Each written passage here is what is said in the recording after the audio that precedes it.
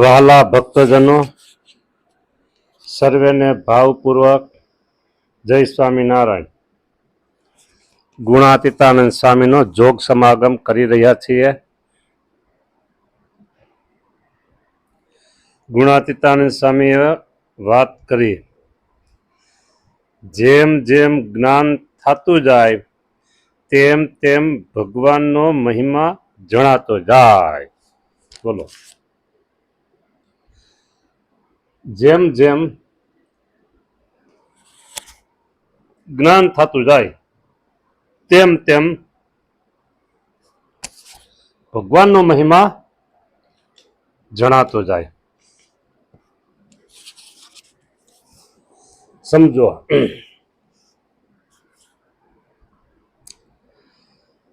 10 વર્ષનું બાળક એટલે આશરે 5મું ભણતું હોય.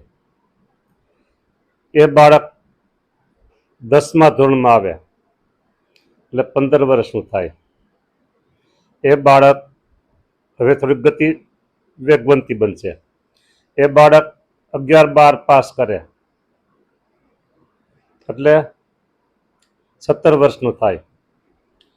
એ બાળક કોલેજના 4 વર્ષ પૂરા કરે એટલે 21 વર્ષનું થાય. જ્યારે એ બાળક 10 વર્ષનો હતો, આજે એ બાળક 10 દુને 20 ની માંથી 1, તો 10 વર્ષની જે સમજણ હતી એની ડબલ થવી જોઈએ ને? ના, એના કરતાં એને ઘણી બધી વધી ગઈ છે. 21 વર્ષનું થાય ત્યારે ડબલ નહીં, 4 ગણી નહીં, બહુ વધી ગઈ. આપણે 8-10 ગણી જે એ કાંઈ કેવું નથી, ઘણી વધી ગઈ. બરાબર. હવે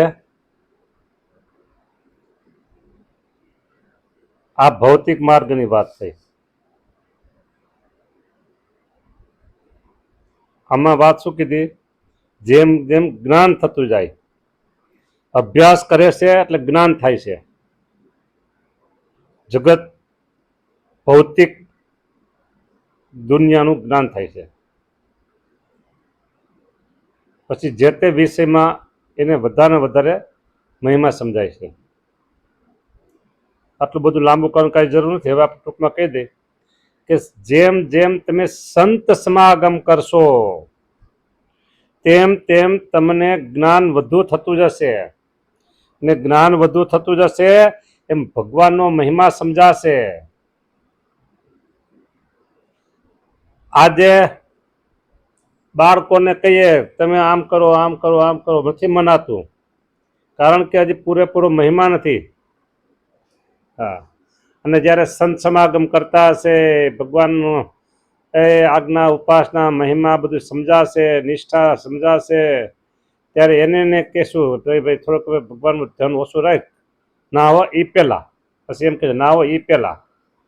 આજે કંઈ ભાઈ તમે એક વખત મંદિરે આવો, સાધુના દર્શન કરવા આવો, ગુરુના દર્શન કરવા આવો, હવે આમ આમ આમ ગોટા વાળશે, બહાના કાઢવા માટે ગોટા વાળશે. બરાબર.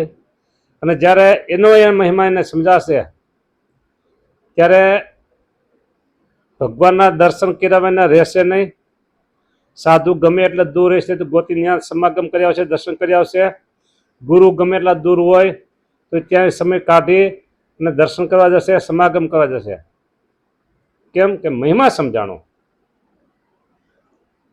હવે આ ઉપર એક સરસ મજાનું દ્રષ્ટાંત સ્વામી આપે છે. સ્વામીએ નામ લીધું છે. જ્ઞાતિવાદમાં આપણે ઉતરતા નથી, એટલે આપણે હવે જ્ઞાતિનું નામ લેવું નથી. બરાબર. આપણે એમ કેવું છે કે એક ભાઈને, એક માણસને હાથમાં હીરો આવ્યો,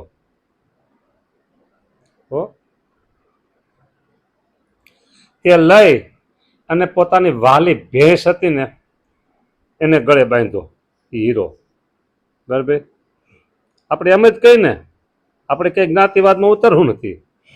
ભેંસને ડોકે બાંધ્યો, પછી તે ભેંસને કોઈકે લઈ એ હીરો ₹200 દીધો. આમાં ભેંસ લખ્યું છે, પણ ખરેખર તો બકરીની ડોકે બાંધેલો એવી વાત આવે છે. બરાબર? એટલે હવે જે હોય તે બકરી હોય કે ભેંસ હોય, આપણે હીરાનું કામ છે ને, બે દૂધનું કામ નથી અત્યારે. સમજા? એટલે કોઈકને એ હીરો ગમી ગયો, એટલે એને કીધું ભાઈ તારે ભેંસ વેચવી છે? તો કે હા, કેટલાની? તો આટલા. એની પાસે 2-3 ભેંસો હતી, પણ એને કે આવડી આ ભેંસો, આ એ ભેંસ લઈ જાવ ને, હાલો તમારે ભેંસનું કામ છે ને, મારે પૈસાનું કામ છે, એ દીધી. પછી ભેંસ તો મામૂલી વસ્તુ હતી, એને બહુ જરૂર નથી, પણ એ હીરો બાંધ્યો હતો ને, એ હીરો લઈ એને વેચો તો ₹200 આવ્યા. ₹25ની ભેંસના ₹200 હીરાના આવ્યા. એ 200 વારે 1000 દીધો, અને 1000 વારે 10,000 દીધો. એમ ને એમ ચડતા ચડતા ₹1,00,000 પૂગ્યા. ઓહો. પછી તે ₹1,00,000 વાળાએ કોઈક શાહુકાર હતો, તેની પાસે જઈને કહ્યું છે આ હીરો તમારે રાખવો છે? ત્યારે શાહુકાર હીરો જોઈને બોલ્યો કે 100 મોટલિયા, એટલે 100 મજૂર, ભાર ઉંચકનાર મજૂર કરી, 100 મજૂર કરીને દિવસ ઉગે અને દિવસ આથમે ત્યાં સુધી મારી વખારમાંથી હીરા, મોતી, માણેક વગેરે જે દ્રવ્ય છે, સોનું ચાંદી, એ દ્રવ્યો 100 મજૂર સવારે દિવસ ઉગે તે શરૂ કરી દો, સાંજે આથમે ત્યાં જેટલું લેવાય એટલું લઈ જજો. આ એની કિંમત દઈશ. ઓહો. આખા નગરમાં કાર મચી ગયો. કાર મચી ગયો. ઓહો. પેલા શાહુકાર હાજર નથી, અને પાછળથી એના છોકરાએ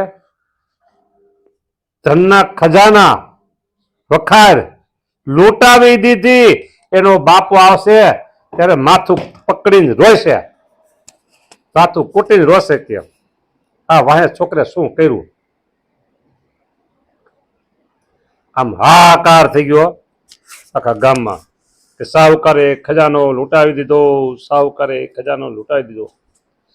પછી તે સાહુકારના બાપે આવીને પૂછ્યું, છે એના અગાઉ સમાચાર મળી ગયા છે, ગામમાં પ્રવેશ કરે ત્યાં, એટલે તરત આવીને પૂછ્યું શું જણસ લીધી, તમે કઈ ખરીદી કરી, શું વસ્તુ લીધી એમ પૂછ્યું. ત્યારે તેને કહ્યું છે હા, આ એક હીરો લીધો છે. ત્યારે તેણે જોઈને કહ્યું છે, ત્યારે તે શેઠે હીરો, સાહુકારે હીરો હાથમાં લઈ ઝવેરી, શેઠ નહીં, શેઠ મેં ઝવેરી ફેર, હીરો હાથમાં લઈ જોઈને કહ્યું નહીં કે આ કેટલામાં લીધો? એ કે આ 100 મોટલિયા, સવારથી સાંજ સુધી આપણામાં ખજાનામાં લઈ ગયા ને જે એટલું ઉપડાય એટલું લઈ ગયા. એને બાપાએ છે ને ફેરવીને એક જીક્યો છોકરાને, ફેરવીને એક જીક્યો છોકરાને. છોકરો તો ગાલે હાથ ફેરવતો, બાપા આમ જોઈ રહ્યો આમ એકી નજરે, બોલાય એમ હતું નહીં કાંઈ. આજુબાજુ વાળા હતા જોતા ને આગળ બીજી જીકશે કે ઓકે. પછી એના બાપા એટલે કે જે પેલો સાહુકાર હતો એ કીધું તું કોનો દીકરો છો કે? એટલે ઓલા બાજુવાળા છે ને, આજુબાજુવાળા એ કહે કે આનો દીકરો ત્યાં મતલબ લૂંટાવી દીધું એમ કહે. તું કેનો દીકરો છો? આપણી હાથ પેઢીથી આ ધંધો હાયલો આવે છે, કોઈ દી આપણે કોઈને છેતરા નથી, અને તે છેતરી કામ શું કર્યું તે કે. છોકરો સમજી ગયો, આજુબાજુ વાળા ઉભા હતા એક નો સમજ્યા કઈ. આ મફતના હીરો આમ લઈ લેવાય કોકરે પાસે આપણે કે એને તો એનું ખબર નથી, પણ તને તો ખબર છે ને એની કિંમત નહીં. આ તે મફત લઈ લીધો હીરો. આપણે કોઈની પાસે પડાવી લેવાય કે આપણે હાથ પેઢીથી કોઈ દી આવું કામ કોઈ કર્યું છે? હવે વિચાર કરો.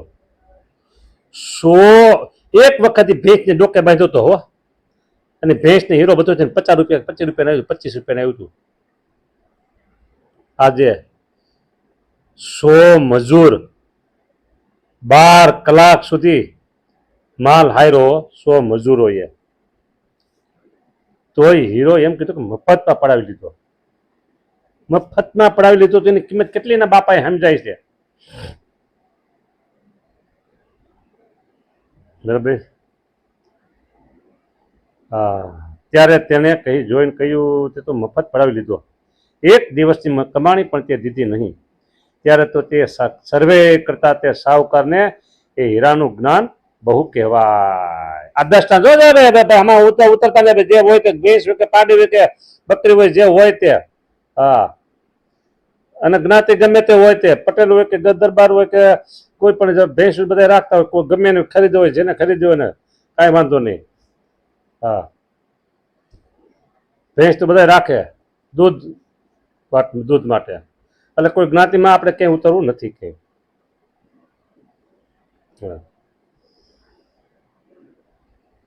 કોને વેચી ભેંસ? હા, જેને વેચી હોય ને. તો ભેંસ આ એક ઝવેરી ખરીદી 25 રૂપિયામાં, એ વાત સાચી. કોની પાસેથી લીધી એ મૂકી દો. એટલે હવે આપણે સમજવું છે. તેમજ ભગવાનનું જ્ઞાન પણ જાણવું, કે જેમ જેમ ભગવાનના મહિમાનું જ્ઞાન થતું જાય તેમ તેમ મહિમાનું જ્ઞાન થતું જાય, તેમ તેમ મહિમા વધુ વધુ જણાતો જાય છે. તે ઉપર સારંગપુરનું 17મું વચનામૃત વંચાયું. ત્યાં વાસુદેવ હરે થયું, તે બધા જમવા પધાર્યા. લ્યો, આ તો 11 વાગ્યા પહેલાની કથામાં આ વાત સામે કરી.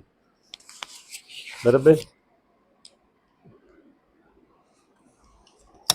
જો હવે શું સમજવું છે આપણે, તમે કયો સમજીએ. ભગવાનનો મહિમાઓ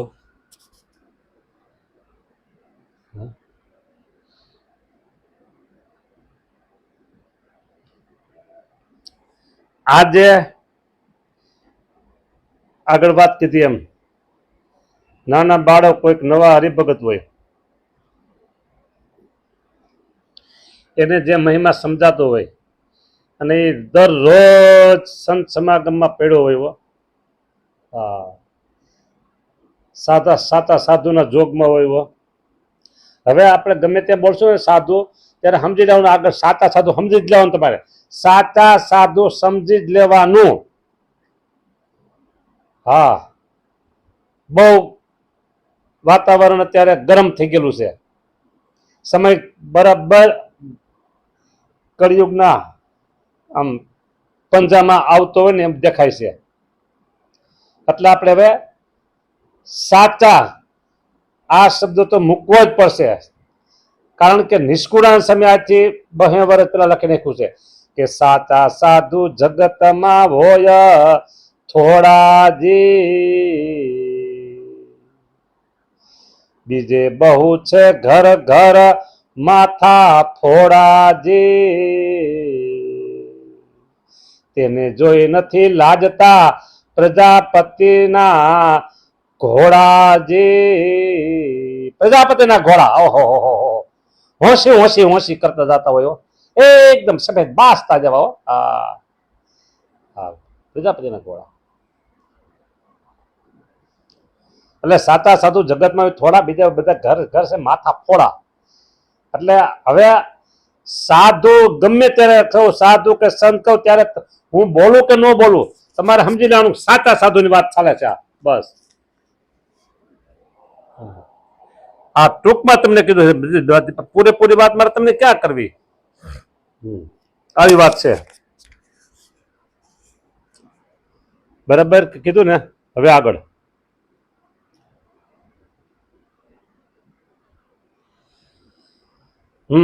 આપણે વાત આલે મહિમાની. એટલે ભગવાનનો મહિમા જેમ સમજાશે સંત સમાગમમાં હોય તો ભગવાનનો મહિમા સમજાયો. છોકરો સ્કૂલે જાય તો જ એને ભૌતિક દુનિયાનું જ્ઞાન થાય હો. સ્કૂલના પુસ્તકો વાંચે તો આવી વાતું છે. હાલો, ઘણું કીધું, હવે રાખું ને તો. જય સ્વામિનારાયણ.